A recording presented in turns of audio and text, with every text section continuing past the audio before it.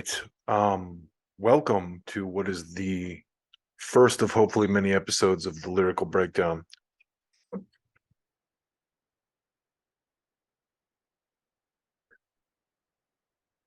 So the whole point here is to just really look in detail at the lyrics of songs that I like, because I'm a music guy, I'm a lyrics guy, and I kind of grew up listening to a lot of different stuff. And I'm not even gonna just do hip hop lyrics in this. And to just kind of prove that, I'm starting with this Rage Against the Machine song. Um, it's been stuck in my head for a few days for a bunch of different reasons. One, because it's such an old song. It's also the song they play at the end of the movie The Matrix.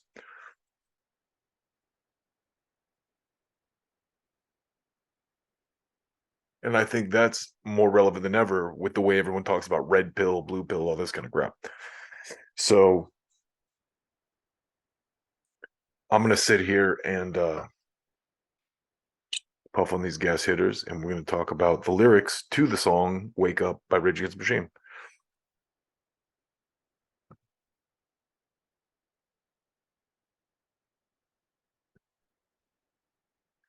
I don't know if you can hear it, but it's a beautiful day here in Southern California. There's birds chirping outside. And let's get right into it, huh? Shall we? So, if you know this song, I'm gonna give you. It starts out. It's got that kind of funky riff that it kicks off. The down, but down, but down, down, down, down, down, but down, boom, boom, boom, boom. That's me doing my air guitar. So the first verse, he starts out, although you try to discredit, you still never edit. The needle I'll thread it. Radically poetic, standing with the fury that they had in 66. So, what happened in 66? I don't think I looked that up actually. That's the one thing I missed over here. Probably a good thing to know, right? Let's just do protest. Anti-war protests. Oh, Berkeley women protest war. What happened in 1966 protests? Martin Luther King. Okay. So 66 was the beginning of the Vietnam War protests. Imagine that, huh? Protesting war. How crazy is that? Day of Affirmation. That's what it looks like. Radicalization and civil protest. Brown versus Louis. Lawful demonstrations threatened by Klan. Zinn. Okay, I like Zinn Education Project. That's got to be Howard Zinn. Howard Zinn wrote the book. I'm not sure if you know this. People's History of the United States, and that is a book that deals in largely because you know that statement, history is written by the winners. People's history deals in diaries that were by normal people that experienced it, so it's not quite as written by the winners. It's a little more unbiased, you know. So lawful demonstrators threatened by Klan and police in Mississippi. What the fuck are you doing? Stop it. Sorry. Um, Grenada, Mississippi. So that might be it too. Here's an excerpt from a powerful day-to-day timeline by Bruce Hartford of organizing in Grenada, Mississippi in the summer of 66. I'm imagining that that's I mean, there's probably a lot of turmoil in the year 66, but here for this lyrical breakdown, we're trying to figure out what Zach is talking about when he says the fury in 66. Excuse me.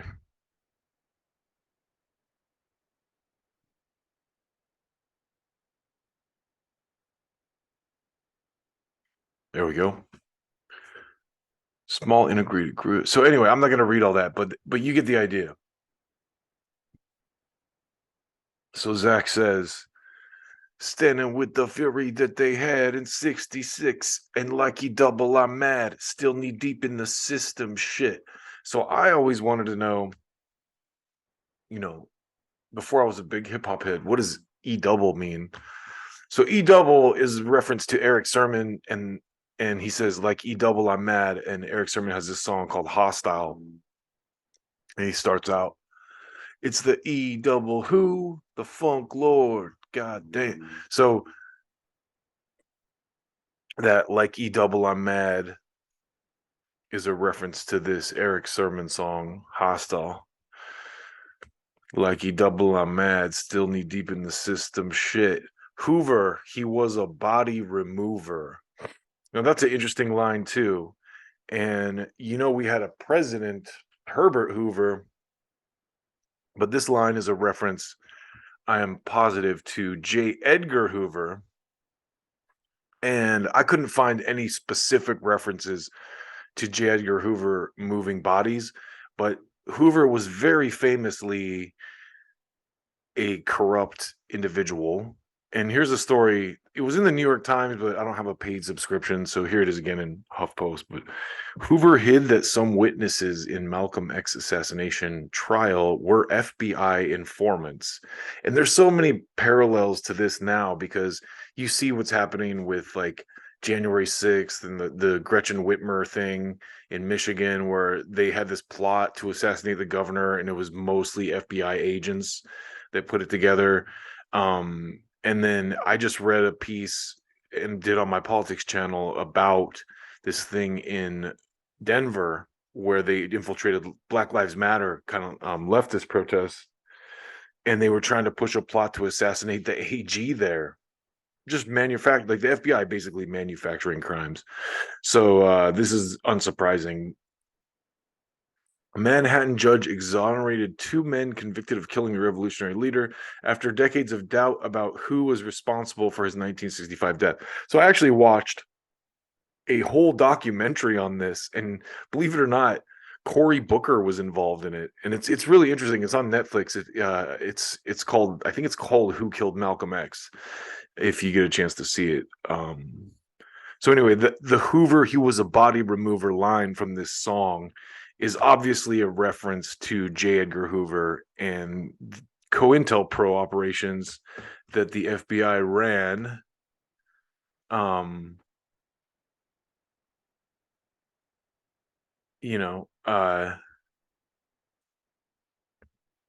COINTELPRO was derived from counterintelligence program 1956 through 71.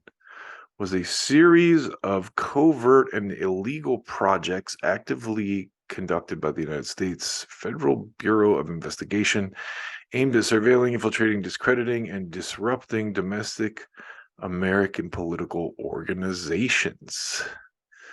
So there you have it. Hoover, he was a body remover. I'll give you a dose, but it could never come close to the rage built up inside of me. Fist in the air in the land of hypocrisy. And I mean, say what you want about the United States. I love my country, but we have some flaws. There's some things we need to work on, and there's a lot of hypocrisy here in the United States. So this is a very justified line. This came out in like 91 too. So this is already, wow, 30 years old. That's hard to believe. 30 years old, over 30 years, like 32 years old. Movements come and movements go. Leaders speak, movements cease when their heads are flown. Because all these punks got bullets in their heads, departments of police, what the judges, what the feds. So when he says bullet in their heads, that's a self-reference. That's a reference to another Rage Against the Machine song, Bullet in the Head, if you've known. And the point of bullet in the head is not a literal bullet in the head. The point of bullet in the head is it's a metaphor, right? It's a metaphor for propaganda. And if you've heard the song, this time the bullet cold rocked you, a yellow ribbon instead of a swastika. Nothing proper about your propaganda. Fools follow rules when the sect commands you. See how well I know this stuff? I grew up on this stuff. But that's what the blasted through your head, blasted through your head. I give a shout out to the living dead. I stood and watched as the feds called Central. Okay, wrong song, wrong song. So serene on the screen, he was mesmerized. So he's talking about cellular phone, sounding a deaf tone. Corporations cold turn you to stone before you realize. They load the clip in omnicolor, said they packed a 9, they fire it at prime time. The sleeping gas, every home was like Alcatraz, and motherfuckers lost their minds. Dun, dun, dun. Just victims of the in-house drive-by. Dun, dun, dun, dun. They say jump, you say how high. So yeah, that's right there where he says all these punks got bullets in their heads. He's basically saying they're propagandized, which is an accurate claim for a large percentage of Americans. Apparently it was 30 years ago. It's probably even more so now. So networks at work keeping people calm. They went after King when he spoke out in Vietnam. He turned the power to the have-nots. Then came the shot. Just like X, I mean, if you follow this stuff at all, right, like we already talked about, COINTELPRO here, the government went after Martin Luther King and Malcolm X. And it wasn't until recently, just very recently, that it was kind of proven beyond a doubt that the FBI was involved in the killing of Malcolm X. And they kind of go through it in this documentary I watched. The guy tracks it. The dude was still alive, like recently. The guy who actually fired the bullet that killed X was still alive. He was like a guy in Jersey, and he didn't even seem like a bad person when the guy finally kind of, but he was definitely working with the FBI, and he was an Islamic guy. So when Zach says networks at work keeping people calm, they went after King when he spoke out on Vietnam. He's talking about the networks he's speaking on here are, the FBI and the CIA, the COINTELPRO, these ops that they're running to keep protests from breaking out, keep people divided. And you see this there were recently some war protests for the Ukraine thing, and it very quickly became, especially online, this thing where the people organizing the protests were racists, or the people organizing the protests hated gay people, or it was very obviously op at work to divide people and make people go, oh well, I can't go to this protest because these people are not good people. So this stuff is still happening in a much more subtle and effective way. With poetry, my mind, I flex, flip like Wilson, vocals never lacking that finesse. So he's talking here about our boy Flip Wilson. Flip Wilson was an American comedian and actor, best known for his television appearances during the late 1960s and 70s. Wilson hosted his own weekly variety series, The Flip Wilson Show, and introduced viewers to his recurring character, Geraldine. The series earned Wilson a Golden Globe and 2 Emmys. So anyway, you get the idea. Flip like Wilson. That's what he's talking about. What do I got to do to wake you up? To shake you up, to break the structure up? Because blood still flows in the gutter. I'm out taking photos. Mad boy kicks open the shutter. Set the groove. Then a stick and move like I was Cassius. Rip the stutter, stepped and bomb a left upon the fascists. Yeah, the several federal men. I'm sure you probably know this, but Cassius, when he says set the groove, then stick and move like I was Cassius, he's speaking about Muhammad Ali, who was originally Cassius Clay, right? You knew that. Set the groove, then I stick and move like I was Cassius, rep the stutter, stepped and bomb a left upon the fascists. Yeah, the several federal men who pulled schemes on the dream and put it to an end. You better beware of retribution with mind war, 2020 visions and murals with metaphors. That's an interesting line there. You better beware of retribution with mind war. Now, again, going back to the COINTELPRO, those divisionary tactics, propaganda, bullets in the head, all that kind of stuff, the kind of things that are going on today still to the extreme now with the internet being piped into your phone every day.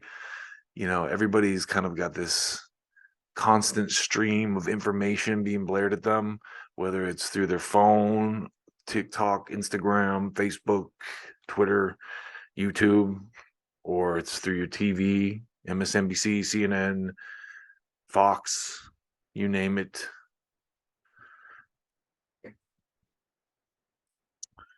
Networks at work, keeping people calm. They murdered X and tried to blame it on Islam. So true. Yeah, I've already gone over this, but yeah, let's dive into that a little bit further here, because Hoover hid that some witnesses in the Malcolm X assassination trial were FBI informants. So what does it say here? Well, half a century after the assassination of Malcolm X, two of his convicted killers were exonerated Thursday after decades of doubt about who was responsible for the civil rights icon's death. Manhattan Judge Ellen Biden, not Biden, Biden, dismissed the convictions of Muhammad Aziz and the late Khalil Islam after prosecutors and the men's lawyers said a renewed investigation found new evidence that the men were not involved with the killing and determined that the authorities withheld some of what they knew.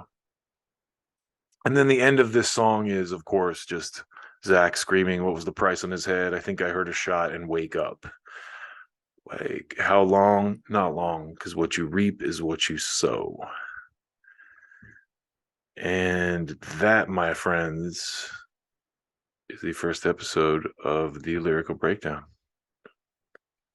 Thank you for listening.